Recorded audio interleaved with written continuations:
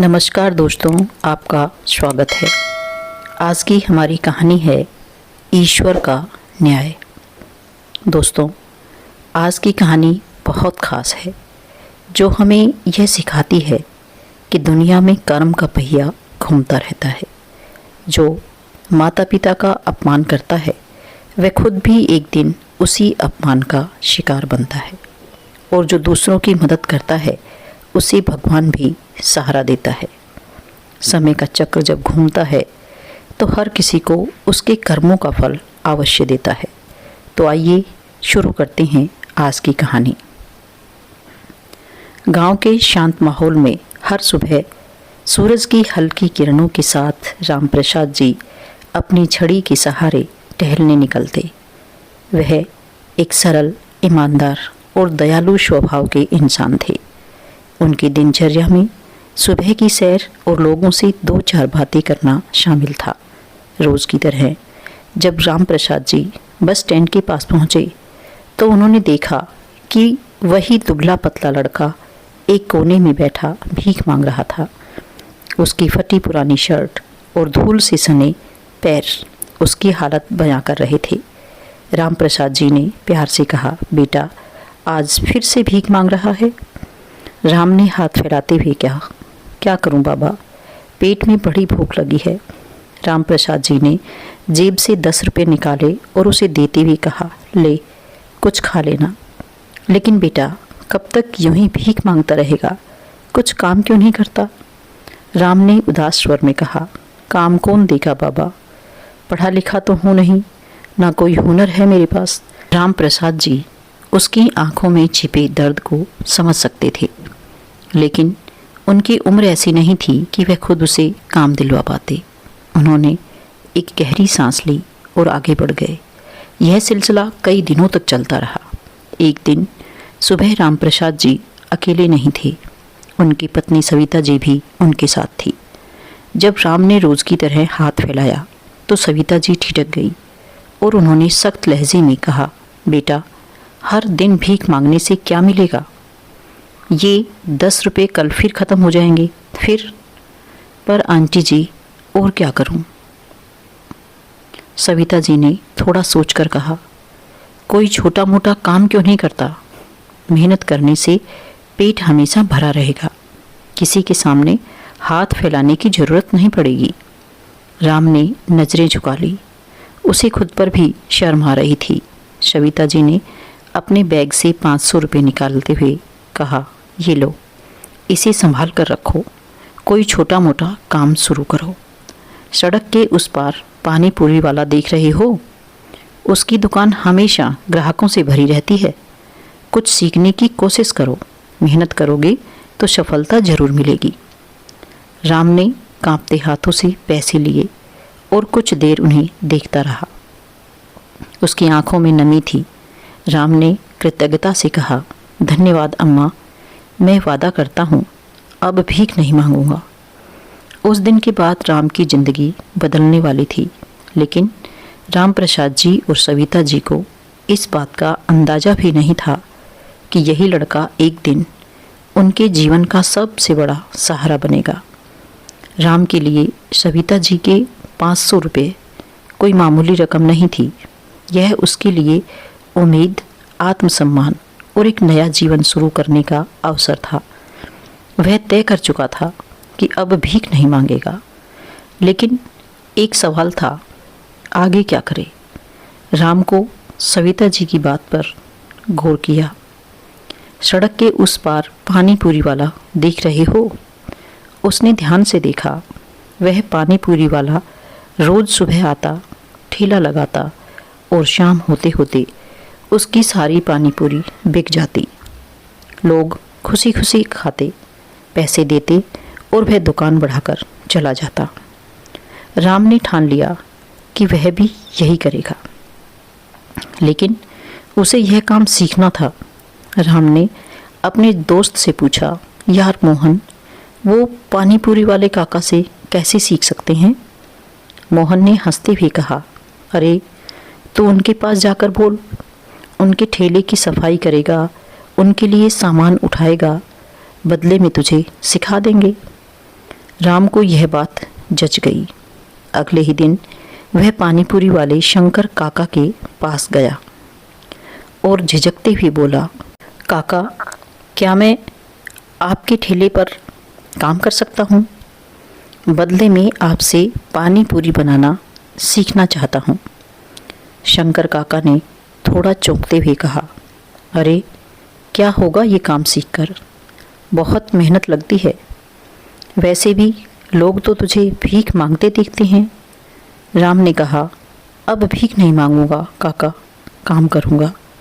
शंकर काका राम की आंखों में आत्मविश्वास देखकर पिघल गए और मुस्कुराते हुए बोले, ठीक है, आ जाना, लेकिन सफाई अच्छी करनी होगी। राम ने ठेले की सफाई शुरू की, बर्तन धोए, ग्राहकों को पानी पूरी परोसने में मदद की। धीरे धीरे उसने मसालों का सही मिश्रण, पानी पूरी का स्वाद, ग्राहकों से कैसे बात करनी चाहिए, सब सीख लिया। एक दिन शंकर काका ने उसे अपने साथ बैठाकर सिखाया, देख बेटा, पानी पूरी बेचना आसान नहीं, स्वाद ही दुकान चलाता है।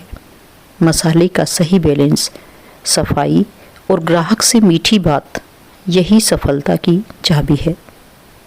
राम ने ये सब ध्यान से सीखा। अब वक्त था खुद का ठेला लगाने का।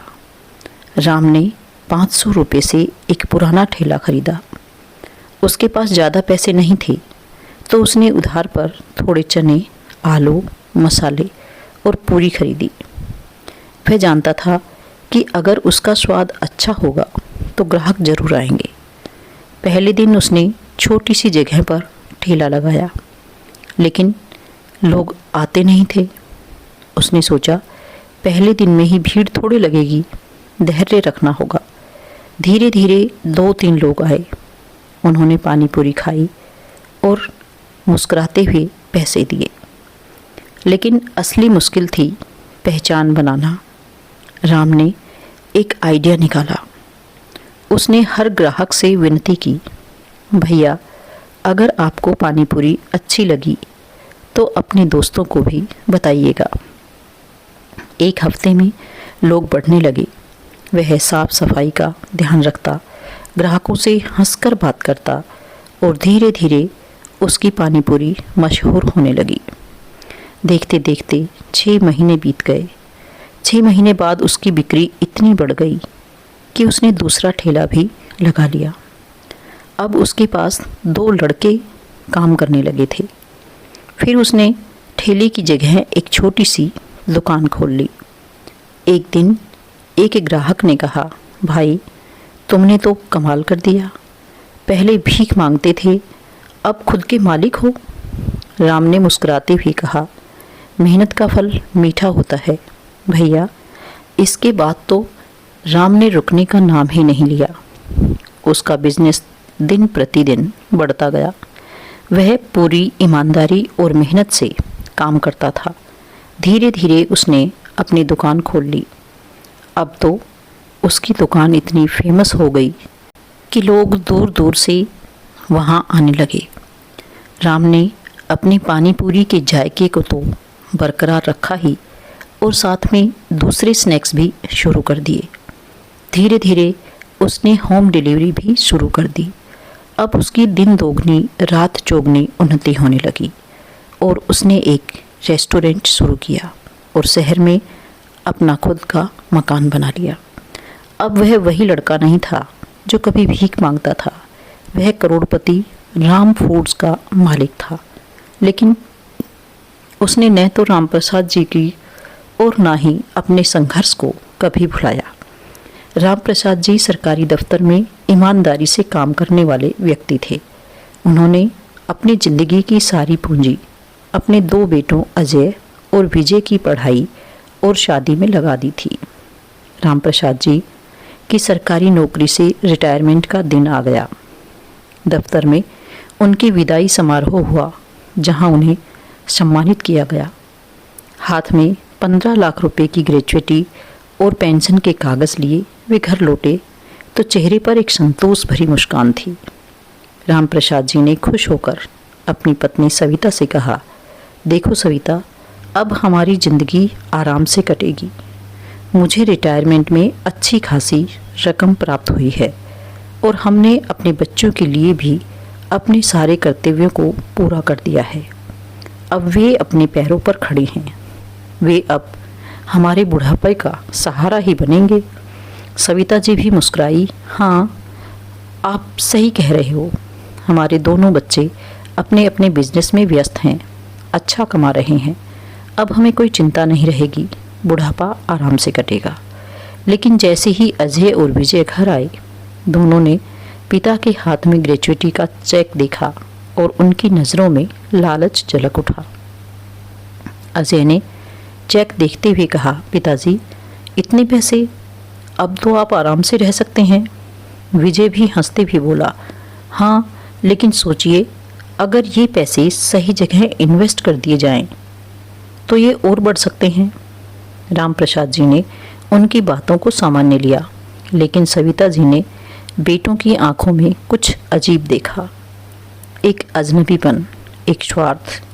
अगले दिन अजय और विजय ने मीठी मीठी बातें करके पिता से पैसे अपने अपने बिजनेस में लगाने की इजाज़त मांगी। अजय ने कहा, पिताजी, अगर आप चाहें तो हम आपकी देखभाल करेंगे, लेकिन इन पैसों को सही जगह लगाना होगा। विजय बोला, हाँ पिताजी, आप नाहक ही इन पैसों को बैंक में रखेंगे। इससे अच्छा हम इसे बिजनेस में लगा दें, फिर आपको हर महीने फ़ायदा मिलेगा। राम प्रसाद जी ने बेटे की बातों में आकर हाँ कर दी। उन्होंने बिना कुछ सोचे समझे अपनी सारी पूंजी दोनों बेटों में आधी आधी बांट दी, यह सोचकर कि वे अब उनका सहारा बनेंगे। शुरुआती दिनों में बेटों और बहुओं का व्यवहार सामान्य था, लेकिन जैसे जैसे समय बीता, उनकी उपेक्षा साफ दिखने लगी। अजय की पत्नी रीना ने ताने मारते हुए कहा, अब देखिए, इन बूढ़े लोगों के खर्चे बढ़ते ही जा रहे हैं। हर समय डॉक्टर, दवाई, ये सब खर्चे कौन उठाएगा? तभी विजय की पत्नी सीमा बोली, और इनकी आदतें देखो, हर समय पुरानी बातें सुनाते रहते हैं। हमें तो शहर में रहकर बिजनेस संभालना है, कब तक इनकी सेवा करेंगे?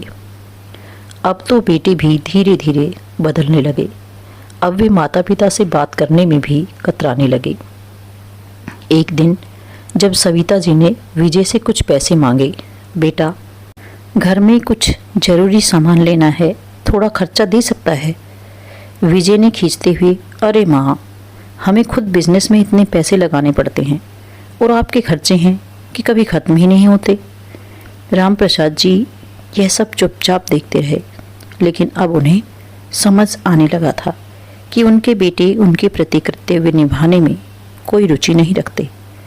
कुछ ही महीनों में अजय और विजय ने फैसला कर लिया कि वे अपने माता पिता को अपने साथ नहीं रख सकते।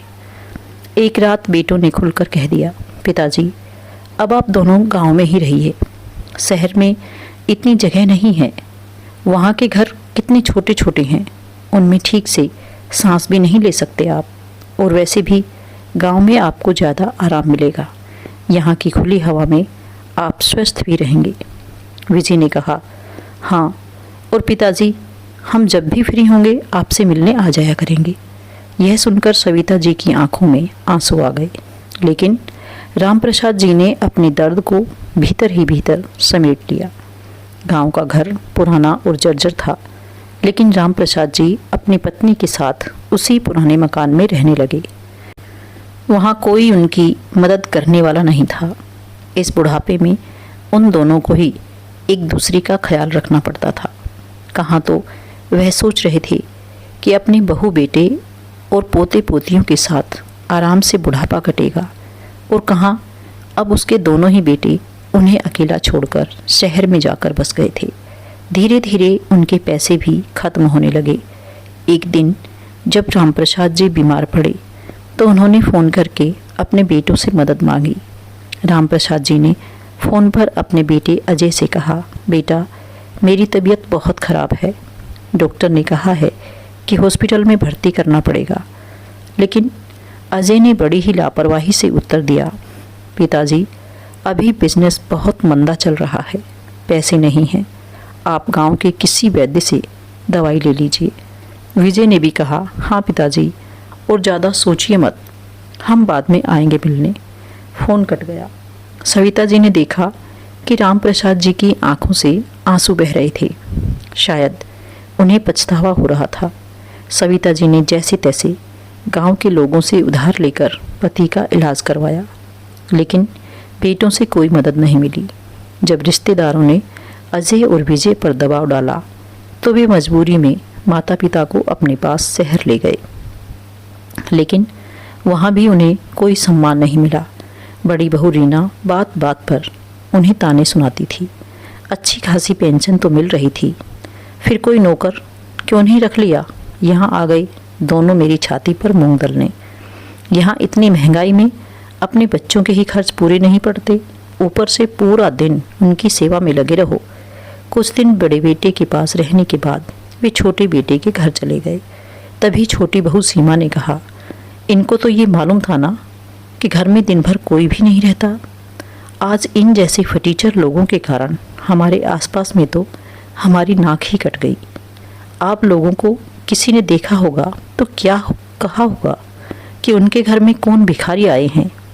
चिल्लाते हुए सीमा फिर सविता जी से बोली, चलिए अब जल्दी से काम पर लग जाइए। मैं तो दिन भर काम करके थक गई और आप तो कुर्सी ही तोड़ती रहती हैं।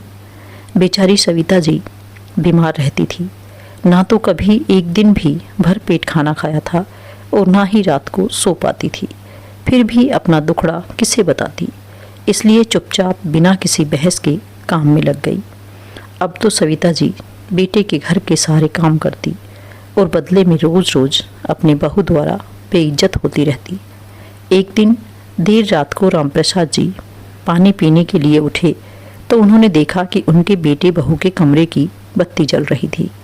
वह कमरे के पास गए तो उन्हें बेटे बहू की आवाज़ सुनाई दी।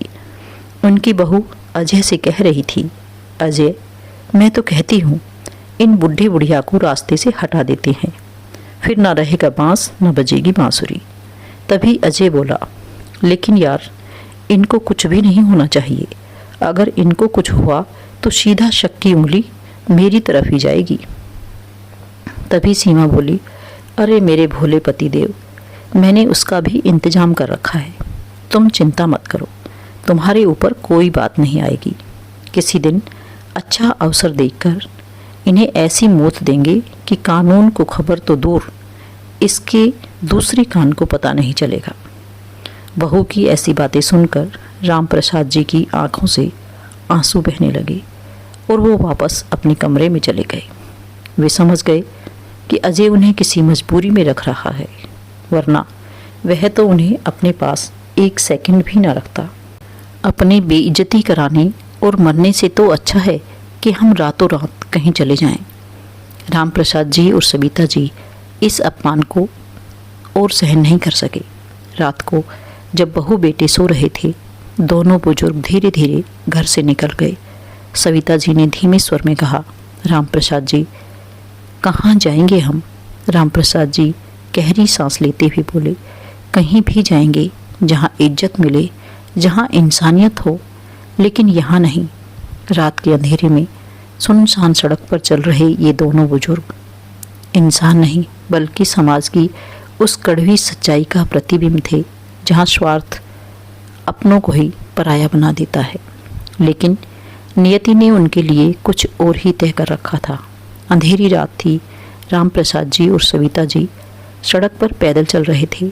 ठंडी हवा उनके कमज़ोर शरीर से टकरा रही थी, लेकिन उनकी आत्मा के जख्म उससे भी ज़्यादा गहरे थे। बेटों और बहुओं के तानों और उपेक्षा ने उनके दिल पर ऐसा घाव किया था जो अब कभी नहीं भर सकता था। सविता जी ने सिसकते हुए कहा, राम प्रसाद जी, हम कहाँ जा रहे हैं? हमारे अपने ही हमें ठुकरा चुके हैं। राम प्रसाद जी बोले, जहाँ सम्मान मिलेगा वहीं अपना ठिकाना बनाएंगे। अब इन बेटों से कोई उम्मीद नहीं है। वे धीरे धीरे बस स्टैंड की ओर बढ़े। सड़क किनारे एक बड़ी सी होर्डिंग लगी थी, राम फूड्स, स्वाद और भरोसे का नाम। तभी एक चमचमाती गाड़ी उनके पास आकर रुकी। दरवाज़ा खुला और एक जाना पहचाना चेहरा बाहर निकला। राम, वही लड़का जिसे सालों पहले उन्होंने 500 रुपये देकर भीख मांगने से रोक दिया था। राम ने जब उन दोनों को सड़क पर इस तरह अकेले जाते हुए देखा तो उसके पैरों तले जमीन खिसक गई। राम दौड़कर उनके पास आया। उनकी हालत देखकर उसकी आंखें भर आई। उसने चौंक कर कहा, बाबा, अम्मा, आप यहाँ इस हाल में? रामप्रसाद जी ने संकोच से कहा, बेटा राम, हम तो बस कहीं ठिकाना ढूंढ रहे थे, अब इस उम्र में और कहाँ जाएंगे। राम ने उनकी बातें सुनी और उसकी आंखों में गुस्से की लपटें उभर आई। आपको अपने बेटों ने इस हाल में छोड़ दिया जिनके लिए आपने अपनी पूरी जिंदगी कुर्बान कर दी। सविता जी ने सिर झुका लिया। राम ने गाड़ी का दरवाज़ा खोला और आदरपूर्वक कहा, आप लोग मेरे साथ चलिए। रामप्रसाद जी बोले, अरे बेटा, ऐसे कैसे हम तुम्हारे साथ जा सकते हैं? जब हमारी अपनी ही औलाद ने हमें अपने पास नहीं रखा तो हम आप पर बोझ कैसे बन सकते हैं। राम ने उनका हाथ पकड़ा और बड़े प्यार से कहा, बाबूजी, आप क्या कह रहे हैं? क्या मैं आपका बेटा नहीं हूँ? आपकी बदौलत ही मैं आज यहाँ तक पहुँच पाया हूँ। मैं कभी एक पल के लिए भी आप लोगों को नहीं भूल पाया। अगर आप मेरी ज़िंदगी में नहीं आते तो शायद आज भी मैं वही भीख मांग रहा होता। आपके मुझ पर बहुत एहसान है। अब से आप मेरे माता पिता हैं। राम अपने आलीशान बंगले में उन्हें ले आया। वहाँ उनकी हर ज़रूरत का ध्यान रखा जाने लगा। उनके लिए अलग कमरा, हर सुविधा, आदर और सम्मान जो उनके सगे बेटों ने नहीं दिया वह राम ने दिया। एक दिन जब वे आराम से बैठे थे, राम उनके पास आया और उनके पैरों के पास बैठ गया। राम ने कहा, बाबा, अगर उस दिन आपने मुझे भीख मांगने से ना रोका होता तो शायद मैं आज भी उसी सड़क पर होता। आपने मुझे आत्मसम्मान से जीना सिखाया और आज मैं जो कुछ भी हूँ आपकी वजह से हूँ।